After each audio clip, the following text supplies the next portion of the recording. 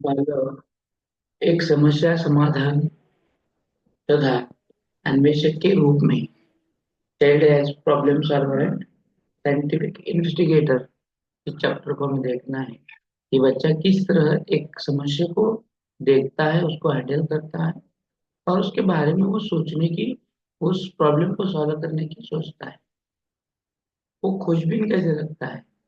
हमने देखा, आज तक हमने देखा है कि जो बच्चे होते हैं उनके सामने जब भी समस्या आती है तो उसको खुद खोद सॉल्व करने की कोशिश करते हैं और उसको कभी कभी वो शॉर्टकट बनाते हैं, कभी कभी समस्याओं से दूर भागते हैं। हाँ, कभी कभी समस्या न आए इसके बारे में वो सोचते हैं। तो हमें बच्चों को समस्या के बारे में मालूमात होनी चाहिए कि समस्या किसको कहते हैं, समस्या आइडेंटिफाई कैसे करनी है, ये उसको मालूम होना चाहिए। और जब समस्या मालूम हो गई तो फिर उसको सॉल्व कैसे करना है, साइंटिफिक मेथड की तरह से किस तरह सॉल्व करना है, ये हमें देखना है। तो बच्चे, बहुत सारे बच्चे होते हैं उनको समस्या ही पता नहीं होती कि कौन सी है, क्या है। कभी कभी बच्चा स्कूल जाता है, स्कूल से घर आता है, हाँ, घर से फिर ट्यूशन को जाता है, ट्यूशन से खेल के मैदान पर जाता है, सब कुछ करता है लेकिन होमवर्क होता नहीं है। कभी कभी कुछ दिक्कत आती है, कुछ और काम नहीं होती है, पढ़ाई नहीं होती है, तो उस वक्त बच्चा परेशान रहता है। उसको अपनी समस्या क्या है पता नहीं होता। उसको क्या दिक्कत है पता नहीं होता। एक बार क्या हुआ कि 5वीं क्लास का बच्चा था और स्कूल शुरू होकर यूं ही मंथ 2 मंथ हो चुके थे।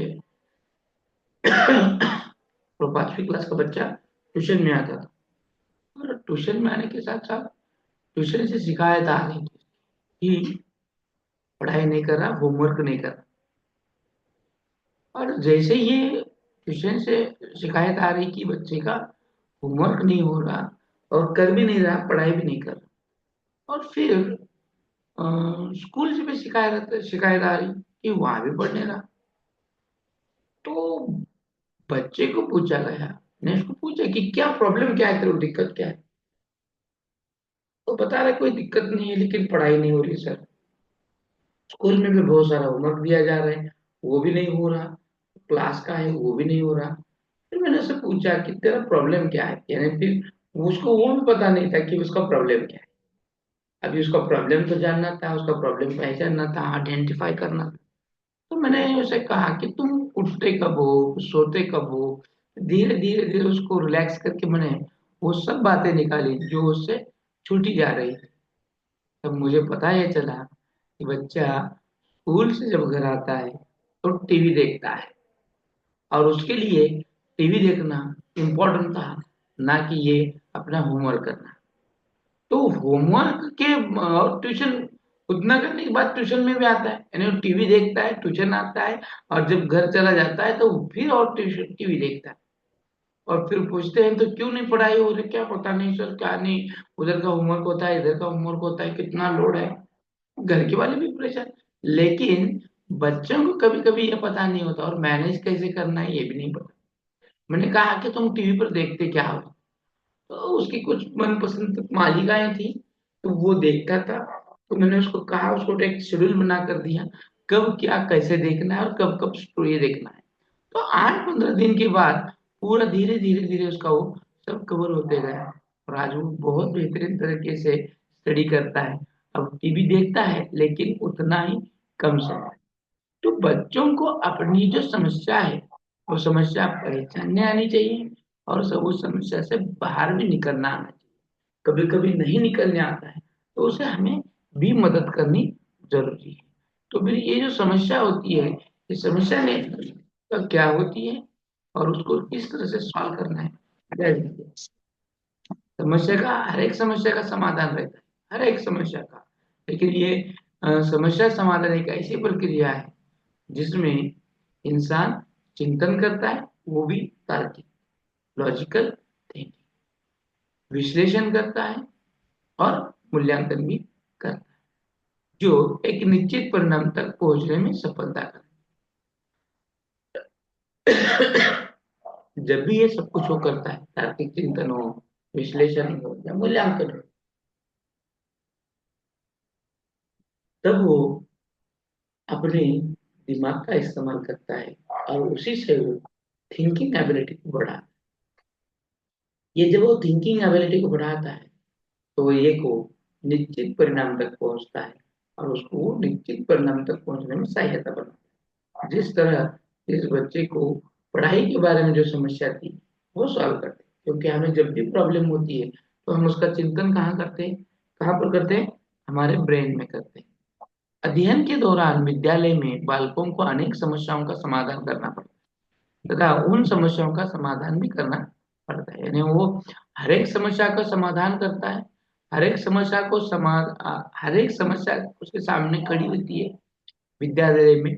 जब वो पढ़ता है, अध्ययन करता है, बहुत सारी समस्याओं का सामना पड़ता है। मैथमेटिक्स समझ में नहीं आता, विज्ञान सर के ऊपर से चला जाता है, इतिहास का उससे जमता नहीं है, ये बहुत सारी समस्याओं को उसको झेलना पड़ता है। इन समस्याओं का समाधान भी करना है, सिर्फ सामना नहीं करना है तो उसका समाधान भी करना है। ये समाधान किस तरह से करना है इसको हमें देखना है। समस्या समाधान का अर्थ क्या है, देखो अभी ये जो समस्या है, यही समस्या समाधान का अर्थ देख रहे हैं, जिसको हम प्रॉब्लम सॉल्विंग बोलते हैं। मेरी आवाज आप सभी तक आ रही है?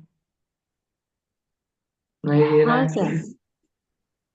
हाँ सर, दे हाँ रहा। सर। नहीं तो मैं चला जाऊंगा अकेले पढ़ाते और आप रह जाएंगे पीछे। ऐसा ना हो जाए, इसीलिए पूछ रहा हूँ। चलो, आगे देखेंगे कि इस समस्या जो है, समस्या को सुलझाना हमारे दैनंदिन जीवन का एक अभिन्न अंग है। हर दिन हम सरल से जटिल समस्याओं का समाधान करते हैं। कुछ समस्याओं का हल करने में कम समय लगता है और कुछ में अधिक।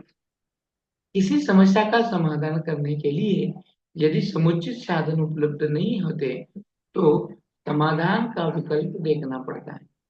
किसी भी प्रकार की समस्या का समाधान निकालने में हमारा चिंतन निर्देशित और केंद्रित हो जाता है और सही और उपयुक्त निर्णय पर पहुंचने के लिए हम सभी संसाधनों, आंतरिक मन और बाह्य दूसरों का समर्थन और सहायता दोनों का उपयोग करने का प्रयास करें।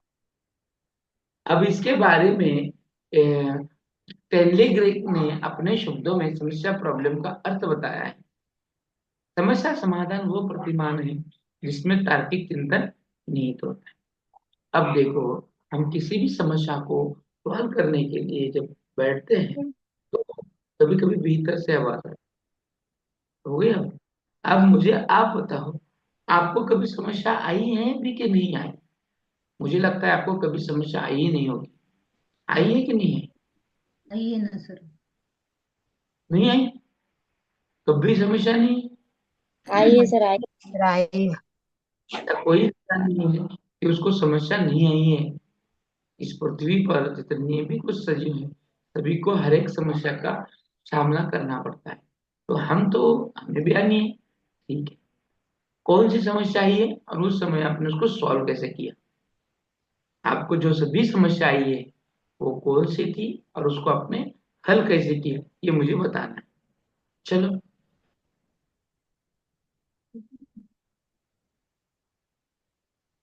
सर, प्रैक्टिकल सबसे पहली समस्या तो सीटीईटी कैप्चर करना ही था। इसके बारे में मतलब पहले एग्जाम दे चुके हैं, लेकिन इतना डीप नॉलेज मतलब कभी नहीं मिला था जितना आपसे मिला है। ये एक बहुत बड़ी समस्या थी सर अभी की। अभी आपका क्लास ज्वाइन करने से 85-90% सॉल्व हो गई है सर। Okay, very. और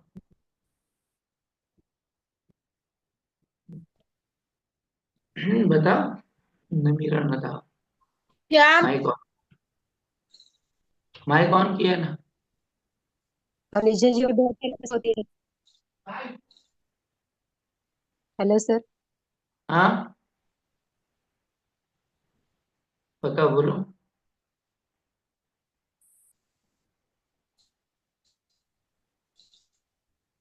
लेकिन जैसे कि कोई बच्चा अगर पढ़ता नहीं है, पढ़ने में इंटरेस्ट नहीं दिखाता है, तो उसको कैसे पढ़ाया जाए, कौन सा तरीका अपनाया जाए, ये भी एक समस्या सारी होती है सर, समस्या। कोई हमारी बात नहीं सुनता है तो भी बुरा लगता है हमें। ठीक है, ये बहुत सारी समस्या आपने बताई, इसका हल भी करना आपको आना चाहिए। उसके पहले मैं आपके सामने एक समस्या रखता हूँ, चलो आप उसको कैसे सॉल्व करते हैं देखते हैं। हाँ, कि अभी ठंडी का मौसम चल रहा है, बराबर। अभी ठंडी का मौसम चल रहा है, इस ठंडी के मौसम में और ठंडी पड़ रही है, ज्यादा पड़ रही है, जैसे कि तापमान हो चुका है 10 और 9, बहुत ज्यादा ठंडी रहती है। अभी 17-18 चल रहा होगा, 9-10 अंश तापमान है। और इसी इसमें मैंने सवेरे सवेरे 5 बजे क्लास रखा है। कितने बजे? और वो भी ऑफलाइन रखा है। कैसे रखा है? ऑफलाइन। और जब आपको ऑफलाइन रखा है तो राजी का 5 बजे से पहले निकलना है, तो आपने 4:30 बजे ही घर को छोड़ने का प्रयास किया। और जब अपने बाइक के पास आए और बाइक शुरू ही नहीं हो रही है, बाइक शुरू ही नहीं हो रही, तो क्या करेंगे? बाइक, ठंडी का मौसम है, जाना तो जरूरी है, और बाइक चालू नहीं हो रही, क्या क्या करेंगे, चलो बताओ। सर मैकेनिक को कॉल करेंगे सबसे पहले वहां पे। Very nice. और किसी को कुछ लग रहा है? डायरेक्ट मैकेनिकल को कॉल कैसे करेंगे आप? यानी आप डायरेक्ट थर्ड डिग्री पर ही चले गए। कॉमन कॉमन चीजें होती है ना, वो भी देखना पड़ता है। कोई बताएगा कि नहीं नहीं तो दूसरा व्हीकल मिलता है क्या वो? बताएगा? हाँ, क्या बताए? मेरा एक कट हो चुका था, इसलिए सुनाई नहीं। बताओ, फिर एक बार बताओ, मेरे को सुनाई नहीं दिया।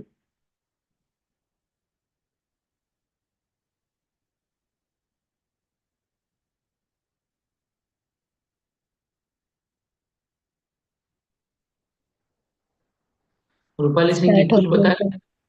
रहे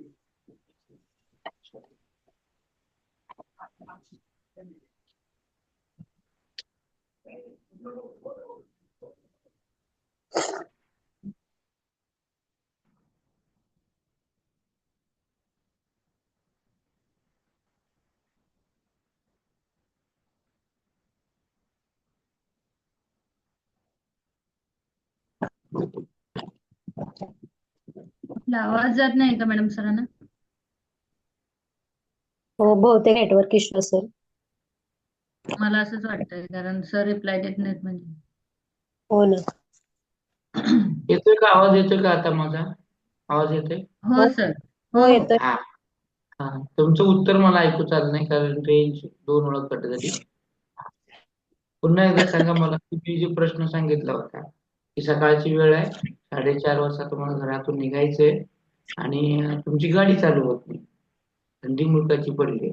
आता अशा वेळेस तुम्ही काय करणार? तर आधी दुसरं स्वतः व्हेकल प्रयत्न अवेलेबल होते का करणार. बघणार. काय प्रयत्न करणार? गाडी चालू होते का त्याच्यासाठी हा, प्रयत्न करणार. जर नाहीच झाली तर मग अदर व्हेकल्स न जाता येईल का ह्याच्यासाठी विचार करणार आणि ते कसं जाता येईल ह्याच्यासाठी मग प्रयत्न करणार. जर रिक्षा आहे किंवा काय मिळू शकते का हे विचार करून पटकन जाण्याचा प्रयत्न करू. किंवा घरच्या मध्ये कुणाकडे दुसरा आहे का व्हेकल्स तिथून आपल्याला मिळतं का हे हम्म, बघून जाण्याचा प्रयत्न करू. हम्म, अर्जुन, और किसको कुछ बताना है? आपको किसी से लग रहा है कि ये गलत है, ये ऐसा है वैसा है?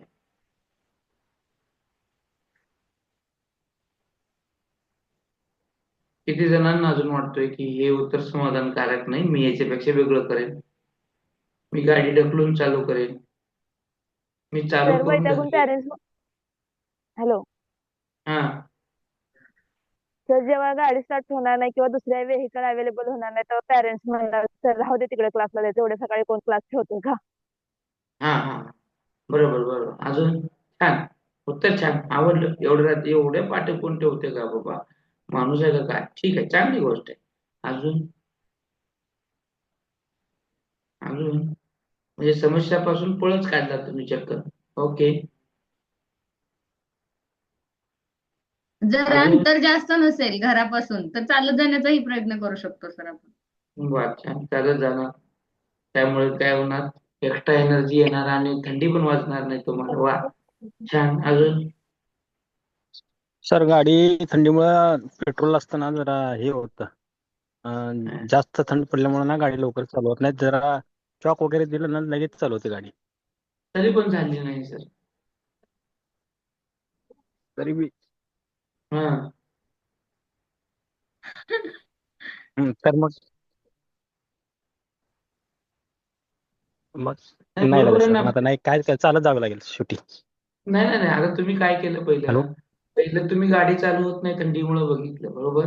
लगेच तुम्ही चॉक देऊन बघितला तरी चालू होत नाही, दुसरं काय पर्याय करणार नाही का तुम्ही? डायरेक्ट लगेच निर्णयच घेणार का, जाऊ दे मुर्दे चालू होणे, मी जातो आपण म्हणून? नाही नाही, मग सर मग गाडी चालवत नसली तर मग तर सायकलचा एखाद्या पर्याय बघायचा, पेरेंट्सची पण सायकलवर मदत जायचं. होऊ शकते.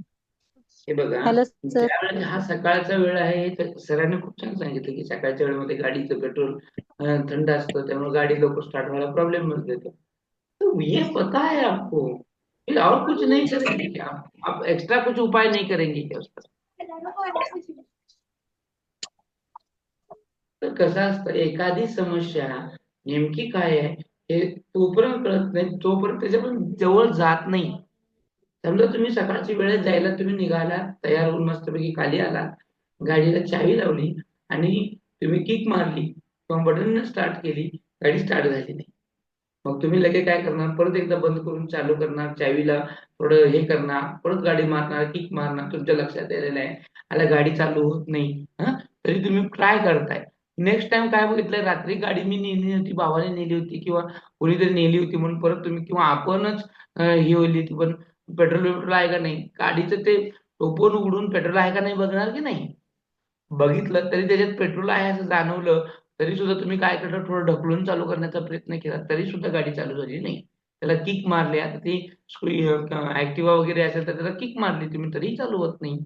मग तुमच्या लक्षात आलं की बाबा रे, स्पार्क प्लग वगैरे बघा, करंट तर येते का नाही. मग तुम्ही ते बघितलं आणि नक्कीच त्यांच्या लक्षात आलं की आपल्या हातनं होणारी नाही, याला मेकॅनिकल लागेल. देन तुम्ही ते मेकॅनिकलला फोन केला, त्याला सांगितलं घेऊन जावा म्हणून. मग तुम्ही पर्यायी व्यवस्था उभी केली. मग पायी तर जाल किंवा त्या रूटने जाणाऱ्या तुमच्या मित्र-मैत्रिणींना तर फोन कराल, की बाबा मी अशी-अशी गाडी बंद पडली, येऊन घेऊन जा. किंवा मग शेवटी आपल्या भावाला, पतीला, वडिलांना सांगणं सोडून या म्हणून. आता ते तेवढ्या थंडीत येतील का नाही तो प्रश्न त्यांचा झाला. परंतु हे आपण ऑप्शन उभे केले. पण त्यांनी यायला जरी नकार दिला, तर आपण थांबणार आहे का? नाही. आपण दुसरे पर्यायी व्यवस्था उभी करणार. म्हणजे आपण काय केलं, जेव्हा कधी समस्या येते, त्या उस समस्या की हमें पहचान होना ज़रूरी है, कि समस्या किस तरह की है। अगर गाड़ी चालू हो नहीं रही है, तो किस वजह से नहीं हो रही है, ये हमें पता होना चाहिए। उसी तरह ज़िंदगी में जितने भी कुछ समस्या आते हैं, उनकी पहचान होना सबसे बहुत ज़रूरी है, फिर उसपे सॉल्यूशन निकाल सकते हैं। बहुत ऐसे लोग हैं कि सबसे पहले उनको समस्या क्या है, यही नहीं पता चलता। इसी की वजह से वो अपनी समस्या को यूँ ही चलते चलाते चल रहे हैं। जैसे कि जैसे कि बूट होता है, बूट में कंकर हो तो ज़्यादा चलता नहीं है इंसान, ज़्यादा दूर तक चलता नहीं है, क्योंकि वो जो कंकर होता है वो आपके पैरों को चुभता है। लेकिन हमें क्या लगता है कि बूट में से कुछ ये हो रहा है, जब तक हम बूट निकाल कर उस कंकर को बाहर नहीं निकालते, तब तक हमारी समस्या का समाधान नहीं कर सकते। तो उसी तरह से अ, हमारी इन समस्याओं की हमें पहचान होना है और उस पहचान से हमें उस समस्या को दूर करना बहुत ज़रूरी है। तो समस्या समाधान के प्रति बालकों का दृष्टिकोण क्या होता है? तो वो ये जो अभी मैंने कहा है, वो ही सारा है कि सर्वप्रथम बालकों को समस्या का चयन करना पड़ता है कि उसकी समस्या वास्तविक में क्या है, और कभी-कभी है भी कि नहीं। कभी बच्चों को वास्तविक समस्या का पता ही नहीं होता। कभी-कभी वास्तविक समस्या होती भी नहीं, लेकिन उसको समस्या है जैसा लगता है। इसीलिए एक्चुअल समस्या क्या है, उस समस्या का कारण क्या है, फिर उस कारण का सही हल क्या है। क्योंकि कभी कभी ऐसा होता है कि हमें समस्या मालूमात भी होती है, फिर समस्या का कारण भी पता होता है और उसका हल भी हमें मालूम होता है। एक्चुअली पहले से भी किसी भी प्रॉब्लम का हल हमें पता होता है, यस और नो। किसी भी प्रॉब्लम का हल हमें पहले से पता होता है, लेकिन उसको हम अपनाते हैं, कभी अपनाते नहीं। यस और नो, सही है गलत है? कोई भी समस्या ऐसी नहीं कि उसका हल नहीं होता, Yes. कोई भी, लेकिन उसको इम्प्लिकेशन करते हो, जसे की धरलं तर चावते आणि सोडलं तर पळते, अशी आपली अवस्था असते। आणि या सगळ्या अवस्थेतून बाहेर निघत असताना पहिलं समस्येची कारण किंवा समस्या नेमकं काय आहे हे आम्हाला माहित असणं गरजेचं आहे। आणि त्याचं कारण माहित झालं की त्याचा ऑटोमेटिकली उसका हल क्या है हमें पता होता है और पता भी लगाना है। और जब हमने लगा भी लिया पता उसका कि हल क्या है, तो उस हल को प्रमाणित और परिलक्षित लक्ष्यों तक उसका आधार क्या है, उसको कैसे हल करना है, उसका हल के क्या कारण क्या है, उसका क्या हमें बेनिफिट मिलेगा, क्या नहीं मिलेगा, ये भी हमें सोचना है। तो बालक को जो समस्या समाधान का प्रयोग अपने व्यक्तिगत जीवन में भलीभांति करना है। सबसे पहले क्या करना है, समस्या का चयन करना है, समस्या का कारण क्या है देखना है, समस्या क्या है वो देखो, फिर कारण का पता लगाओ, फिर हल क्या है देखो, और फिर उस पर इम्प्लीकेशन करो और फिर हल को सॉल्व करो। तो ये उसको आदत लगानी है। तो इस पर क्वेश्चन कैसे जनरेट होता है? आपको लगेगा सर इस पर क्वेश्चन नहीं आता है, तो गलत है। इस पर क्वेश्चन हर वक्त आता है, एक क्वेश्चन बना ही रहता है। तो निम्नलिखित में से समस्या की पहचान हम कैसे करेंगे? आपकी समस्या की पहचान कैसे करना है या फिर कैसे करेंगे, ये आपको पता लगाना है। आई बात समझ में? तो हम समस्याओं की पहचान कराने, बच्चों को वो उसका दृष्टिकोण उतना नहीं आता, व्यू ऑफ अप्रोच, प्रॉब्लम की ओर देखने का, वो उसको बनाना। अब है समस्या समाधान के विभिन्न आयाम, various dimension of problem solving. Problem solving करते वक्त हमें विविध आयामों का भी विचार करना है। जैसे कि देखो, बालकों में आत्म पहचान का गुण विकसित करें। इसकी जरूरत है क्या? बालकों में आत्म पहचान की जो गुण है वो विकसित करने की जरूरत है क्या? है क्या? भी नहीं।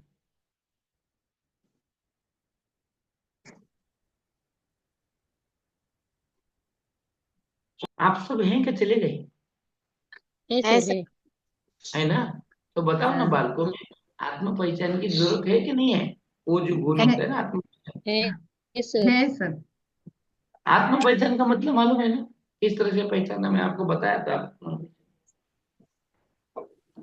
आत्म पहचान का मतलब क्या है? सर, खुद को क्या अच्छा लगता है, नहीं तो आप कौन सी चीज में बेहतर हो, यह खुद को मालूम होना। बात सही बात, बराबर। आत्म पहचान में क्या है, मुझको क्या आता है क्या नहीं आता, मेरे में क्या अच्छे गुण है क्या बुरे गुण है, मैं इस समस्या को सॉल्व कर सकता हूँ कि नहीं, उस लायक हूँ कि नहीं, इन सब बातों की जानकारी होना, इसका मतलब हमें आत्म पहचान। हमारे गुणों की पहचान हमें होनी चाहिए। मुझे क्या आता है, किस काम को मैं कैपेबल हूँ कि नहीं हूँ, ये सब पहले से ही पता। तो वो गुण अगर उसमें है, तो ये गुण अगर है, कई कई बच्चों को पता भी नहीं होता मैं क्या कर सकता हूँ क्या नहीं कर सकता। बहुत सारे बच्चे डेरर होते हैं, लेकिन उनको पता भी नहीं होता अपन डेरर हैं। कई बच्चे ऐसे होते हैं कि हर समस्या को वो सॉल्व करने में बने रहते हैं, लेकिन वो किस तरह से है, कौन सा गुण हम में है कौन सा गुण नहीं है, ये वो चयन नहीं कर पाते। तो इसीलिए बालकों में सबसे पहले ये गुण को क्या करना है, विकसित करना है। बालकों को स्वावलंबी बनाने के लिए प्रोत्साहित करें, खुद का निर्णय खुद लेने, खुद के प्रॉब्लम खुद सॉल्विंग करने, और वो जो भी कुछ काम है अपना, वो अपने प्रॉब्लम को अपन सॉल्व करने के लिए उसको क्या करना है, स्वावलंबी बनाना है। तो जितना हम उसको स्वावलंबी बनाने की कोशिश करेंगे, उतना ही वो बच्चा क्या होगा, अपनी कुछ प्रॉब्लम है उसको सॉल्व करने की कोशिश। बालक में भाषा का विकास करें, क्योंकि भाषा से ही क्या होता है, कम्युनिकेशन हो सकता है। मुझे क्या हो रहा है क्या नहीं हो रहा है, ये तभी बता पाएगा ना जब वो भाषा भाषा से वो व्यक्त होगा, जाहिर होगा। तो बच्चों में भाषा का डेवलप करें। फिर ये बालकों को बार बार प्रयास करने के लिए कहो। हाँ, न कि एक बार अगर सफलता नहीं मिली है तो कोई दिक्कत नहीं है, फिर प्रयास करो। हाँ, मान्य है कि प्रॉब्लम हर वक्त आती है। हाँ, हर हर वक्त आने के बाद या फिर वही प्रॉब्लम हर बार नहीं आती है, अलग अलग प्रॉब्लम आती है। तो हर हर बार तुम उस प्रॉब्लम को सॉल्व करने की कोशिश करो, प्रॉब्लम से हटो मत, प्रॉब्लम से दूर मत जाओ। तो प्रॉब्लम को किस तरह से सॉल्व करना है वो देखो, और उसको वो प्रयास करने की आदत डालो। एक बार बच्चों को खुद का प्रॉब्लम खुद सॉल्व करने की आदत पड़ जाएगी तो वो सब खुद कर देगा। अब ये प्रॉब्लम सॉल्विंग ये उसका तार्किक विधि क्या है, तो देखो ये स्टेजेस हैं, ये स्टेप है, ये इसको याद रखो, इसको स्क्रीनशॉट बना कर लो। और इसकी जो स्टेज है, तो क्वेश्चन कैसे बनता है, निम्नलिखित में से समस्या समाधान की जो विधि है या फिर जो स्टेजेस दी गई हैं उसको क्रम से लगाओ। तो पहले कौन सा क्रम आएगा फिर कौन सा क्रम आएगा ये बता। और निम्नलिखित में से समस्या समाधान की सही तरीका कौन सा है ये भी पूछा जाता है। और निम्नलिखित में से समस्या समाधान को सॉल्व करने के लिए कौन सा स्टेज महत्वपूर्ण है और कौन सा नहीं है, इस तरह के क्वेश्चन को वहां पर रखा जाता है। इसीलिए स्टेज को कौन से पता होना है। सबसे पहला है कि समस्या को समझना, यानी आइडेंटिफाई ऑफ प्रॉब्लम। पहले सबसे पहले प्रॉब्लम क्या है वो मालूम होना है। कभी कभी हम चिड़चिड़ करते हैं, हाँ, चिड़चिड़ करते हैं, लेकिन कभी कभी हमें पता भी नहीं चलता क्यों चिड़चिड़ कर रहे हैं हम। होता है कि नहीं होता। और ज्यादातर लड़कियों को, औरतों को ये प्रॉब्लम आती है कि वो ज्यादा चिड़चिड़ करते हैं, उनको पता नहीं होता क्यों चिड़चिड़ कर रहे हैं। ये सर नो, ये सर नो। तो उस समय आवाज आ रही कि नहीं आ रही आ यस रही सर। है सर, हाँ। हाँ सर, है? आ रही सर। अरे सर अरे हाँ सर। है भी कि नहीं कि चल बसे, है कि नहीं। है सर, है है। है सर। है सर, हाँ है। हाँ हाँ। तो कैसा है, ठंडी का मौसम है ना, तो कहीं हम्म। आप, हाँ हाँ हाँ, तो ऐसा लगा मुझे, है कि नहीं है, है। तो होता है कि नहीं होता, कभी कभी यहाँ औरतें ज्यादा चिड़चिड़ होती है तो पता नहीं होता उनको किस वजह से हो रहा है। ये सर नो। तो यस उससे सर। पहले हम ऐसा क्यों कर रहे हैं यस ये सर, हमें यस। समझना है। ये हमें क्या करना है, समझना है। इसका मतलब है आइडेंटिफाई कराना है हमारे प्रॉब्लम क्या है। प्रॉब्लम अक्सर प्रॉब्लम हो क्या है, फिर जानकारी का संग्रह करो, क्या प्रॉब्लम है, किस वजह से हुआ है, उस पर एनालिसिस करो। ये सेकंड वाला है। फिर संभावित साधनों का निर्माण करो। अब पता है चिड़चिड़ किस लिए हो रही है, प्रॉब्लम क्या है पता चला। मान लो कि मुझे पैसों की प्रॉब्लम है, फी भरनी है और किराया देना है, क्या हॉस्पिटलाइजेशन भी है, ये समस्या है और पैसे नहीं। और कौन सा पहला करूं क्या करूं इसमें दिक्कत है। समस्या आपको आइडेंटिफाई हो चुकी है, ये आपके पास पैसे।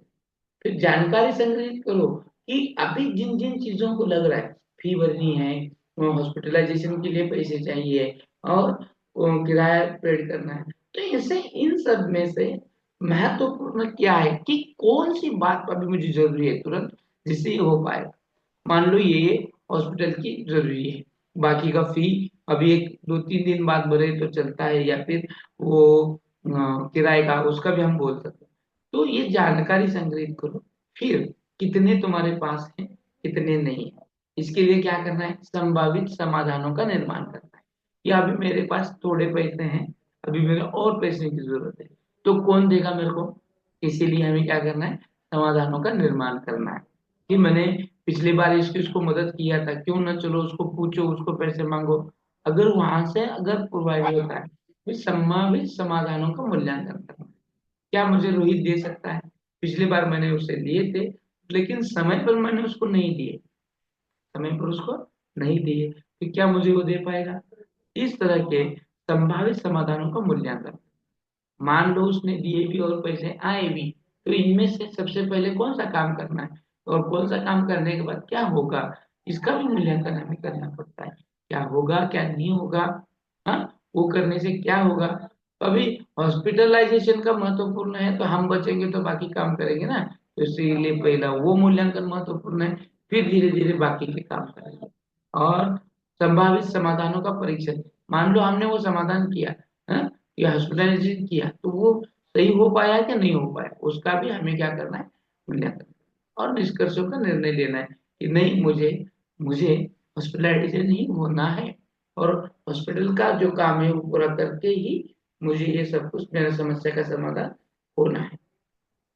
कि जो भी कुछ स्टेज है, सबसे पहले समस्या का समझो, उसको जानो, उसकी पहचान करा, जानकारी का संग्रह करो, संभाव्य साधनों का निर्माण करो, साधनों का मूल्यांकन करो, समाधानों का परीक्षण करो और फिर निष्कर्ष, निर्णय लो। तो ये जो पूरे स्टेज में बच्चों को जो भी कुछ प्रॉब्लम होता है, इन स्टेजेस से गुजरने का मौका दो, उसको तैयारी कराओ। बच्चों को खुद नहीं समझ पाते बच्चे कि क्या सही है क्या गलत है, तो कोई प्रॉब्लम जो होता है उसमें से बाहर निकलने के लिए साइंटिफिक मेथड का इस्तेमाल करना पड़ता है। और वो जो साइंटिफिक मेथड है, वो ये समस्या समाधान की जो विधि दी गई है, इससे ही उसको अपनी समस्याओं को हल करना। अब समस्या समाधान के विभिन्न चरण हैं। ये है चरण, वो थी विधि और ये है चरण जिसको हम स्टेज। अब देखो ये क्या है चरण, जिला पायरी म्हणतो अपन पायरी। अभी देखो पहला क्या है, विधि का मतलब है तरीका, और चरण का मतलब है, दोनों थोड़े थोड़े सेम ही है, कुछ फर्क नहीं है, थोड़ा इधर उधर है। और देखो अंत, व्यवहार का वर्णन करना जो समस्या समाधान का प्रारूप प्रस्तुत करता है, इसमें भी पहचानी है। छात्रों से प्रारंभिक व्यवहार को ज्ञात करना, हाँ, कि समस्या समाधान करने से पहले विभिन्न चरण होते हैं, उन चरण से जाओ कि बच्चों का व्यवहार का वर्णन करो, बच्चा कैसे करता है क्या करता है। समस्या समाधान का प्रारूप प्रस्तुत करता है। प्रारूप यानी समस्या का समाधान क्या है, समस्या क्या है, उसका प्रारूप क्या है, उसकी रचना क्या है, सच में वो समस्या है भी की नाही है। हं? आपण म्हणतो ना कधी कधी चिंधीचा भाव करायला उगाच चिंधीचा भाव, एवढं एवढं काय तर नसतंय उगाच मोठं करा, है कि नहीं। तो उससे हमें ये बच्चों को बताना है कि हमारी प्रॉब्लम अक्सर है क्या, उसका प्रारूप क्या है, वो किस तरह की है, ये हमें देखना है। फिर है छात्रों के प्रारंभिक व्यवहार को ज्ञात करना है, उसका व्यवहार क्या होगा, समस्या को जब वो फेस कर रहा है तो उसके पहले उसका व्यवहार कैसा था, जब समस्या आती तो व्यवहार कैसा है। देखो कभी कभी हम अच्छे होते हैं तो मित्रों से इधर उधर लोगों से हम ठीक से बात नहीं करते, लेकिन जब हम संकट में आते हैं, जब हमें प्रॉब्लम में आते हैं, तो सबसे मीठे मीठे बोलते हैं कि हमें ये लोग संकट से बाहर निकाले। तो हम क्या कहेंगे, कामापुरता मामा, टाकापुरती आजी। काम आठवलं, अडचण आली की आम्ही आठवतो, अडचण नसली की आम्हाला विचारच होता नाही, बरोबर की नहीं। तो इस वक्त उसका व्यवहार कैसे है, और फिर से उसका व्यवहार कैसे है, वो समस्याओं को डरता है, वो समस्याओं से दूर भाग जाना चाहता है, समस्या को हैंडल करने उसको आता भी है कि नहीं आता है, ये उसको देखना है।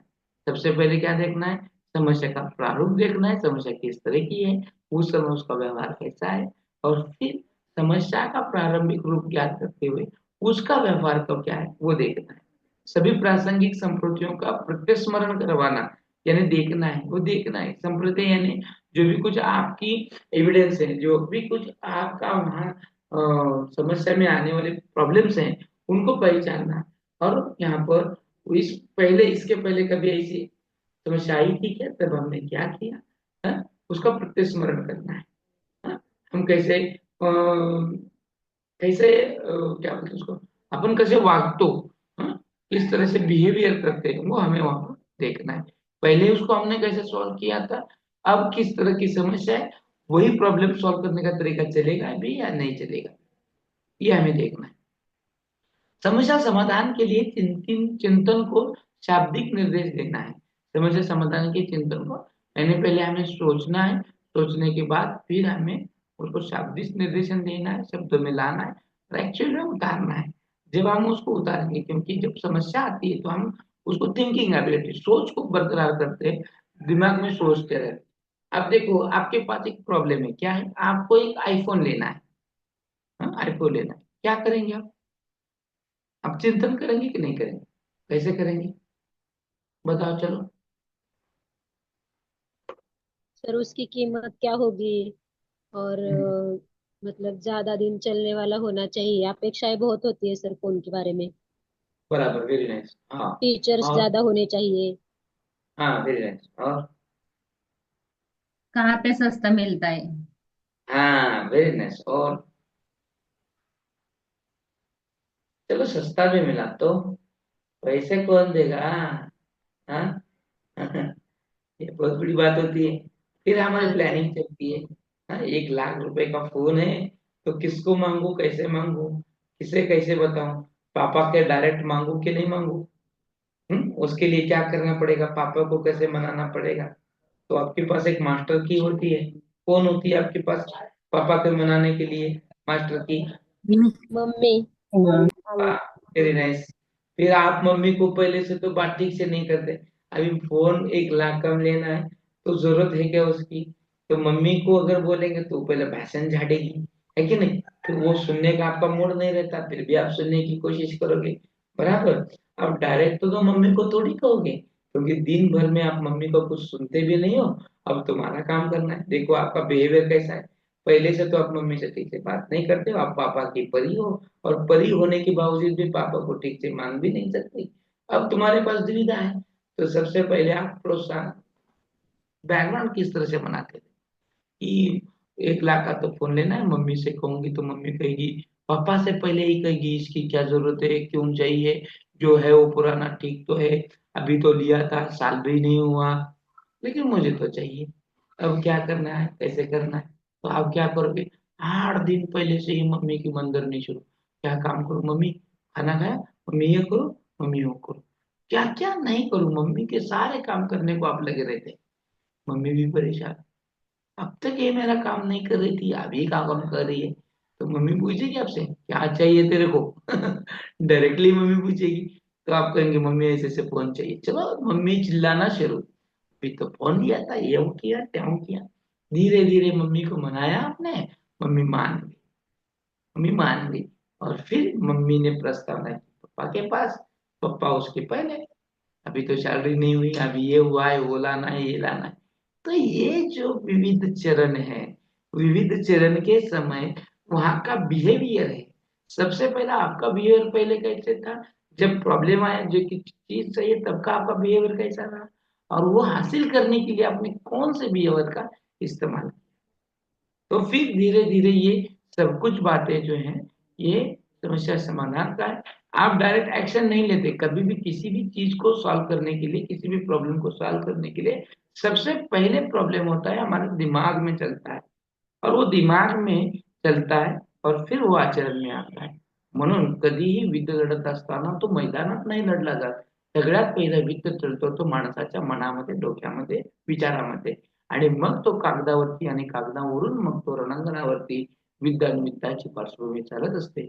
त्याचप्रमाणे आपल्या आयुष्यामध्ये जे पण काही समस्या येत असतात त्याची पहिली लढाई आपल्याला आपल्या मानसिक पातळीवरती करावी लागते, आणि मग ती प्रत्यक्षामध्ये लढावी लागते.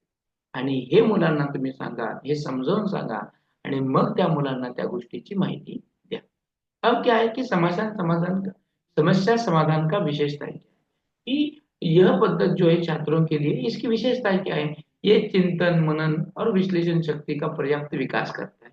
क्योंकि हम सोचते हैं, मन मन पटल पे ही सोचते हैं, वैचारिक मेंटल प्रोसेस में इसको सोचा जाता है। तो यहाँ पर हम उसको चिंतन, मनन और एनालिसिस करते हैं। तो इस जो कुछ इस चीजों का यहाँ पर क्या होता है, ग्रोथ होता है, उसकी डेवलपमेंट होती है। ये जो समस्या समाधान है, ये पद्धति दृष्टिकोण की एक व्यापकता, सहनशीलता और उत्तरदायित्वशीलता ऐसे महान नागरिक गुणों का विकास करती है कि नहीं? व्यापकता, दृढ़ व्यापकता देखते हैं हम, इसकी क्या जरूरत है, क्या नहीं है। हाँ, सहनशीलता, एक आध चीज जल्दी नहीं होती है कभी कभी, तब तक हमें पेशेंस रखने होते हैं, बराबर। जब तक हर एक समस्या जो होती है तुरंत हल नहीं होती है, तुरंत हल नहीं होती है, उसको कभी कभी देर लगता है, तब तक हमारे पेशेंस रखने होते हैं। तो वो सहनशीलता भी हमें आती है। रिस्पॉन्सिबिलिटीज है, और रिस्पॉन्सिबिलिटीज का भी यहाँ पर विकास होता है। तो ये जब समस्या समाधान आती है या फिर समस्या आती है, तो इन गुणों का विकास हमें होता है। इसलिए हमारे जीवन में समस्या का होना भी जरूरी है। अगर खाली इंसान के जिंदगी में सुखी होता, तो उसे उस सुख की अहमियत नहीं लगती। उस सुख की अहमियत लगने के लिए ही दुख दिए गए हैं।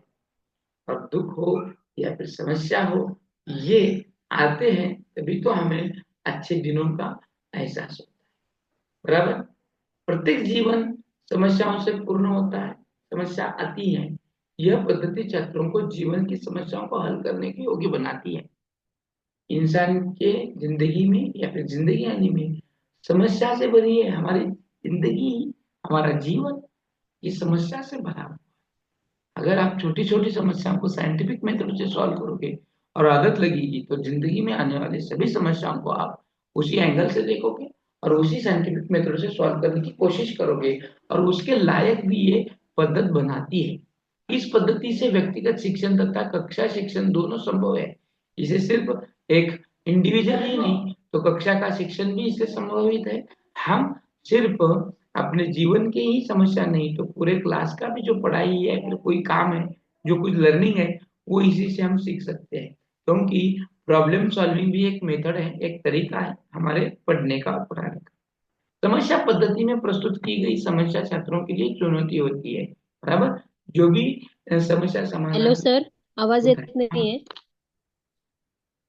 अब आ रही है? अब आ रही है क्या आवाज? हाँ सर, आ रही है। आ रही है। हाँ। अरे ये सर। तो जो समस्या समाधान होती है, तो बच्चों को सबसे पहला समस्या समस्या छात्रों के लिए एक चुनौती होती है। उसको सॉल्व करना है, वहां से हटना नहीं है, भाग कर जाना नहीं है। उसको किस तरह से सॉल्व करना है, किस तरह से साइंटिफिक मेथड का इस्तेमाल करना है, ये बच्चों को बताओ। और उस बताने की वजह से बच्चे क्या करते हैं, समस्या को चुनौती मानते हैं, ताकि ना कि भाग कर दौड़ कर चले जाते हैं। अपनी शारीरिक एवं मानसिक अवस्था के कारण किशोर छात्र शीघ्र ही इस चुनौती का सामना करने को तैयार हो जाता है, और उसको पहले से ही उसकी मेंटेलिटी हो या फिर शारीरिक अवस्था उसकी हम समस्या सॉल्विंग के लिए तैयार कर कर रखते हैं, तो बच्चा शीघ्र ही ऐसी चुनौतियों का सामना करने के लिए तैयार होता है। हर वक्त, किसी भी वक्त समस्या आए, उसको सॉल्व करने के लिए वो रेडी रहता है।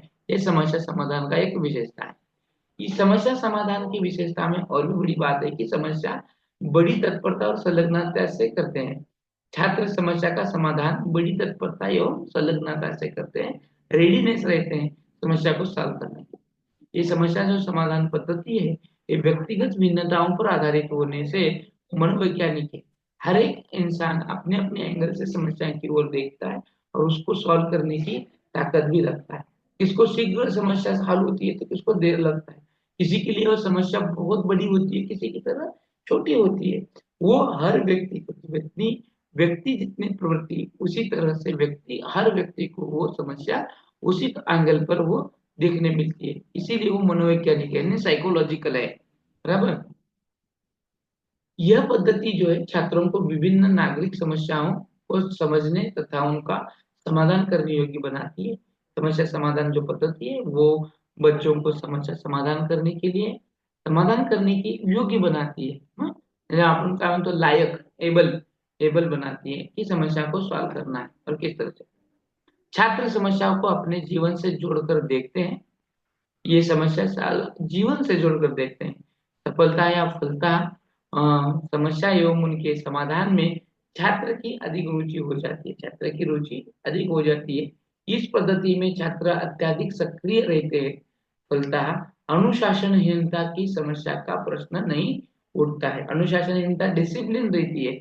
हमें अगर समस्या को किस तरह से सॉल्व करना है पता होता है, और समस्या जब भी आती है तो इंसान उसमें क्या करता है, रुचि रखता है। हाँ, समस्या आती भी है तो टेंशन नहीं लेना है, उसको सॉल्व करना है, कोई ना कोई उपाय होता ही है। तो बच्चा उसमें क्या होता है, सक्रिय होता है।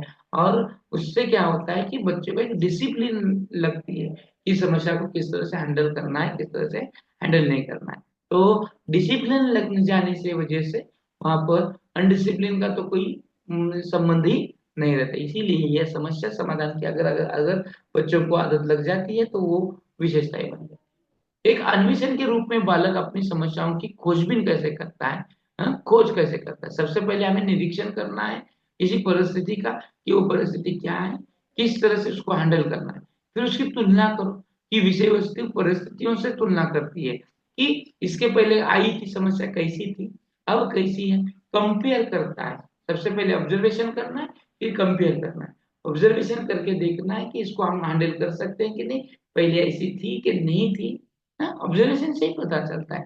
इसके पहले ऐसे, जैसे कि अभी मैंने वो गाड़ी का एग्जांपल दिया था कि सबसे पहले सवेरे जाना है आपको ऐसे क्लास में और गाड़ी बंद हो चुकी है, तो ऑब्जर्वेशन करो इसके पहले कभी गाड़ी बंद हो चुकी थी क्या? हाँ सर हो चुकी है। तब आपने क्या किया था? तब मैंने सर उसका स्पार्क प्लग निकाला था और उसको साफ करके फिर बिठाया था और चालू हो गई। इस बार भी मैंने वैसे किया लेकिन फिर भी चालू नहीं हो रही, इसका मतलब और कुछ तो प्रॉब्लम होगा। तो कंपेयर करना है। हाँ, प्रयोग निरीक्षण हर बार उस जब भी तुम ना आप वो तुलना करोगे, तुलना करने के बाद आप जब सोचोगे कि तुलना किया पहले बार ऐसी आई थी अब वैसी है लेकिन वो उससे ठीक नहीं हुई है, जैसे स्पार्क प्लग निकाल कर भी वो चालू नहीं हुई है, तो प्रयोग करो, निरीक्षण करो और कुछ ट्राई करो अलग अलग। तो यहाँ पर होता है सबसे पहले ऑब्जर्वेशन, फिर कंपेयर करना है और प्रयोग निरीक्षण करना है और कंपेयर करने के बाद उस पर आप प्रयोग करो। ये एक एक्सपेरिमेंट करके देखो, ये करके देखो फिर क्या होता है वो देखो।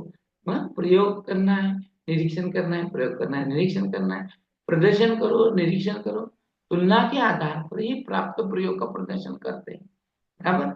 और फिर सामान्यीकरण करना है, जनरलाइजेशन करना है, प्रयोग द्वारा उत्पन्न तत्वों का परिणाम के रूप में सिद्धांत निर्माण करना है। जनरलाइजेशन क्या हो सकता है? आपने ऑब्जर्वेशन किया, तुलना की, प्रयोग किया, निरीक्षण किया, प्रदर्शन करके फिर निरीक्षण किया, तो आपको कुछ ना कुछ पता चलेगा कि गाड़ी बार बार बंद हो रही है, क्यों हो रही है ना? अभी जिस एग्जाम्पल को लेकर चल रहे हैं उसी पर देख रहे हैं आप। तो फिर वो स्पार्क प्लग निकालने के बाद फिर अब दूसरा कुछ तो प्रॉब्लम था वो ठीक किया, यानी मेरी गाड़ी इन दोनों कारणों की वजह से बंद होती है। ये जनरलाइजेशन है। अगर अगली बार गाड़ी बंद पड़ जाएगी तो ये ही काम करूंगा, दूसरा करने की जरूरत नहीं। फिर है प्रमाणीकरण। पुनः प्रयोग द्वारा वह समस्या का प्रमाणीकरण करता है, स्टैंडर्डाइजेशन की इसको किस तरह से सॉल्व करना है, इसको किस तरह से सॉल्व करना है। अगली बार अगर गाड़ी वो बंद हो जाएगी तो डायरेक्टली हम उसी पॉइंट पे देखेंगे, बाकी का कुछ करने की जरूरत नहीं होगी। ठीक है, तो ये समस्या की खोज है। बच्चों को खोज करते वक्त सबसे पहला निरीक्षण करना है, उसकी तुलना करना है, प्रयोग निरीक्षण करना है, प्रदर्शन निरीक्षण करना है, सामान्यीकरण और प्रमाणीकरण करना है।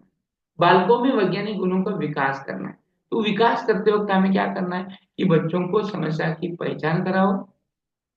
किसी भी बालक की सही परीक्षा तभी होती है जब वो समाज में अपनी सीखी गई बातों का व्यवहारिक परिस्थिति में उपयोग करते हैं। सबसे पहले कि जो भी कुछ सीखा है, प्रॉब्लम सॉल्व कैसे करना है, वो अगर उन परिस्थिति में प्रयोग में लाता है, उसका इस्तेमाल करता है, तभी पता चलता है कि उसमें वो गुण विकसित हुआ भी है कि नहीं है। मुझे लगता है कि मैं बहुत बेहतर प्रॉब्लम सॉल्वर हूँ, कब करूंगा मैं? जब एक्चुअल व्यवहार में अगर प्रॉब्लम आता है तो उस वक्त मैं कैसे बिहेवियर करता हूँ, उसको सॉल्व कैसे करता हूँ, तब पता चलेगा। तो इसीलिए परिस्थिति में प्रयोग करना बहुत जरूरी होता है प्रॉब्लम सॉल्विंग का। यह बालक तभी कर सकता है जब उसमें वैज्ञानिक दृष्टिकोण उत्पन्न हो। बच्चों में वैज्ञानिक गुणों का विकास तब होता है जब हम धीरे धीरे एक एक बात बताते हैं और समस्या को किस तरह से सॉल्व करना है, समस्या को किस तरह से हैंडल करना है, ये जब हमने बताया तो भी बच्चों में वो वैज्ञानिक दृष्टिकोण आ जाता है।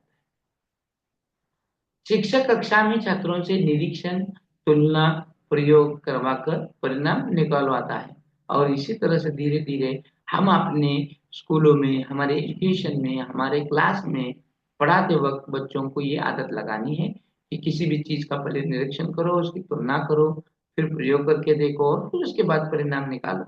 तो ये करने से बच्चों को एक अच्छी आदत लगती है।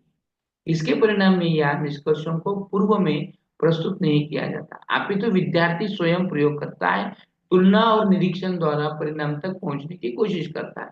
हर बार आपको बताने की नहीं जरूरत होती, क्योंकि आप में बच्चों में अगर ये आदत लग जाती है पहले से ही, जैसे कि निरीक्षण करना, तुलना करना, प्रयोग करना, फिर उसमें से परिणाम निकालना, ये अगर बच्चों को आदत लग जाती है तो हर बार वो यही कोशिश करके इसी एंगल से उस समस्या को सॉल्व करने की कोशिश करते हैं।